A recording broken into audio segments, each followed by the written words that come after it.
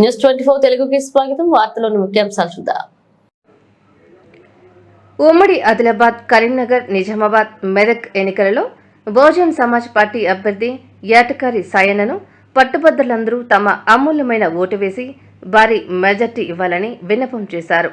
ఈ సందర్భంగా ఆయన మాట్లాడుతూ జరగబోయే పోరు డబ్బు అంతస్తుల కోసం జరిగే పోరాటమన్నారు.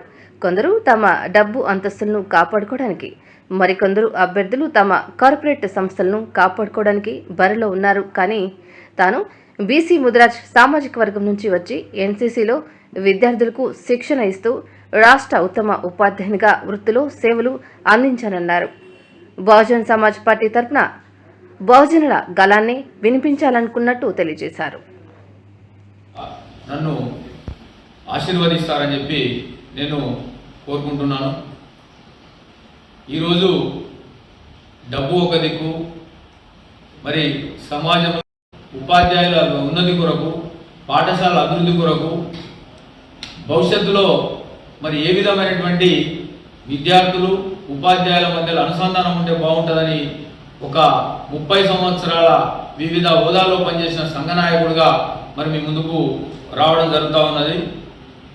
ఈరోజు ప్రభుత్వ జిల్లా పరిషత్ పాఠశాలలకు కామన్ సర్వీస్ అనేటువంటిది లేకుండా పోయి ప్రమోషన్స్ అన్నీ ఆగిపోతున్నటువంటి సందర్భం. ఒక పక్క జైల్స్, ఒక పక్క డైట్ లెక్చరర్స్, తర్వాత పీజెడ్ మాస్టర్, ఇవన్నీ కూడా మరి కామన్ సర్వీస్ ఉంటే ఎందరికో లాభమైనటువంటి అవకాశం ఉంటుంది. కాబట్టి వాటి గురించి తప్పకుండా నేను మండలంలో నేను గెలిపించినట్టయితే వీటి గురించి పూర్తి చేసే ప్రయత్నం చేస్తాను. అదేవిధంగా ఈరోజు కేజీబీవీలు, గురుకులాలు, ఆశ్రమ పాఠశాలలు, తర్వాత టిమ్రీసు, ఏవైతే ఈ పాఠశాలలు ఉన్నాయో ఈ పాఠశాలలో నెలకొన్నటువంటి అనేక సమస్యల పరిష్కార దిశగా నా వంతు నేను ప్రయత్నం చేస్తాను. అదేవిధంగా ఇలా ప్రధానమైనటువంటి ఇష్యూ ఏంటంటే రాష్ట్రంలో ఒక పీడించబడుతున్నటువంటి వ్యవస్థగా సిపిఎస్ అనేటువంటి నడుస్తూ ఉన్నది. సిపిఎస్ను రద్దు చేసి ఓపీఎస్ విధానం చేయడానికి నేను పూర్తి స్థాయిలో మరి ఉన్నటువంటి ప్రభుత్వాల మీద ఒత్తిడి చేసిన నిర్మల హృదయ సేవా సమితి ఆధ్వర్యంలో నిర్వహిస్తున్నటువంటి అక్షయ పాత్ర ద్వారా అనేక మందికి మిగిలిపోయినటువంటి ఆహార పదార్థాలన్నీ కూడా వితరణ చేసేటువంటి భాగస్వామ్యంగా గత కొన్ని నెలలుగా మరి చేయడం జరిగింది. మరి ఇవన్నింటినీ గుర్తించి 2009, 2013 సంవత్సరంలో ఆంధ్రప్రదేశ్ ప్రభుత్వం ద్వారానే మరి ఉత్తమ ఉపాధ్యాయుడిగా ఎంపిక చేయడం జరిగింది. కానీ ఈరోజు చూసుకున్నట్టయితే ఉత్తమ ఉపాధ్యాయులు రావడం లేదు. కార్పొరేట్ సంస్థల నుంచి వచ్చిన వాళ్ళు ఈరోజు మనకు పోటీలో ఉంటున్నారు. రియల్ ఎస్టేట్ వ్యాపారాలు చేసిన వాళ్ళు మనకి ఈరోజు పోటీలో ఉంటున్నారు. మరి సమస్యల మీద స్పందించిన వాళ్ళు ఈరోజు మనకు పోటీలో కనిపిస్తూ ఉన్నారు. కాబట్టి నేను ఒక సాధారణమైనటువంటి ఉపాధ్యాయుడిగా ఈరోజు మీ ముందుకు వస్తున్నా. నాకు వాగ్దానాలు చేసినవే చేయడం కాదు, చెప్పని కూడా చేయడమే నా యొక్క లక్షణం. కాబట్టి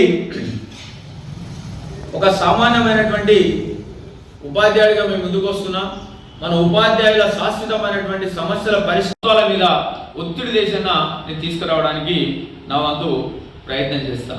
ఈరోజు ప్రధానంగా మరి ఉద్యోగులందరికీ మరి ఆ జీతాలు పెరిగినాయని తప్ప మరి మనకున్న సమస్యలలో ప్రధానమైనది హెల్త్ కార్డులలో మరి కార్పొరేట్ హాస్పిటల్లో చూస్తే మరి ఉచిత హాస్పిటల్లో ఎవరికి కూడా ఉచితంగా దొరకట్లేదు. కాబట్టి నగదు రహిత చికిత్స కొరకు మరి తప్పకుండా ప్రయత్నం చేస్తాను. అయితే ఈ మధ్య కాలంలో కేజీబీవీ పాఠశాలలో పనిచేస్తున్నటువంటి ఉపాధ్యాయులంతా కూడా పాపం రోజుల పాటు మరి ధర్నా చేసినప్పటికీ వాళ్ళకి ఏ విధమైనటువంటి పరిష్కారం చూపకుండా మరి తిరిగి వెంగవంపినటువంటి సందర్భం.